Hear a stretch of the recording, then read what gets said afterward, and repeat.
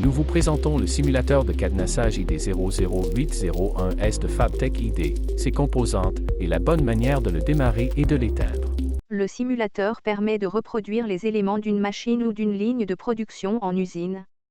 Il est contenu dans une valise qui comporte deux sections, gauche et droite. À gauche, on trouve le sectionneur ED001, ainsi que le transformateur de courant TX001, l'interrupteur SW001 met en marche le compresseur. Le bouton d'arrêt d'urgence stoppe la machine immédiatement.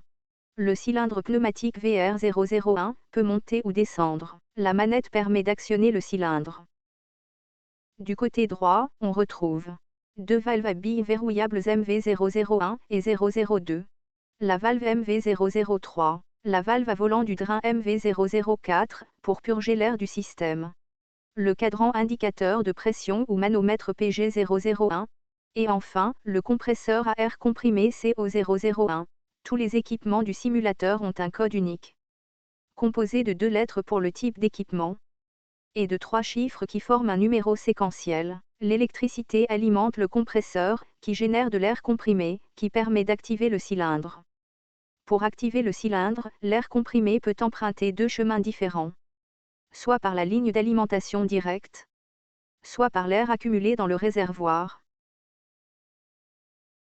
Le simulateur permet de pratiquer le cadenassage. C'est une méthode de contrôle des énergies, visant l'installation d'un cadenas à cléage unique, sur un dispositif d'isolement d'une source d'énergie, ou sur un autre dispositif permettant de contrôler les énergies telle une boîte de cadenassage. Son objectif est de maîtriser les énergies dangereuses, électriques, hydrauliques, pneumatiques, mécaniques, etc., associées aux équipements ou machines, afin d'éviter toute libération d'énergie intempestive et donc toute blessure subséquente lors des travaux d'entretien ou de réparation. Quelles peuvent être ces sources d'énergie à maîtriser? On retrouve l'énergie électrique, l'énergie mécanique, l'énergie pneumatique, chimique, hydraulique, thermique, et potentielle aussi appelée énergie gravitationnelle. Il en existe d'autres, comme le rayonnement ou l'énergie nucléaire. Le simulateur permet de verrouiller et contrôler l'énergie électrique, l'énergie mécanique gravitationnelle, l'énergie pneumatique du système d'air comprimé,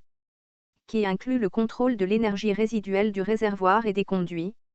Le compresseur dégage également de l'énergie thermique. Voyons maintenant les premières étapes pour démarrer le simulateur. On ne branche pas tout de suite. Le bouton noir de mise en marche SW001 doit être à off. Le sectionneur ED001 doit être à off. On peut maintenant brancher le simulateur. La manette de contrôle du cylindre doit être en position haute. On ne se met pas face au sectionneur ED001, mais plutôt sur le côté pour le mettre à on. On débloque le bouton d'arrêt d'urgence. On ne touche pas au manomètre. On doit fermer la valve à volant MV004 du drain en tournant dans le sens horaire. On ouvre toutes les valves, MV001, 002 et 003. On peut enfin mettre en marche le compresseur avec le bouton noir SW001. La pression monte, ça fonctionne. Voyons maintenant les étapes pour éteindre le simulateur. On met le bouton noir SW001 à off. Le sectionneur ED001 doit être à off. On ouvre toutes les valves, MV001, 002 et 003.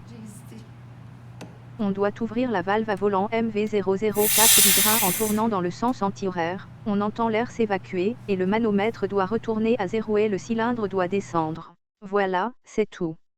Cette capsule est une production MR au carré, pour le département de technologie du génie industriel, du Collège A ainsi qu'à Montréal.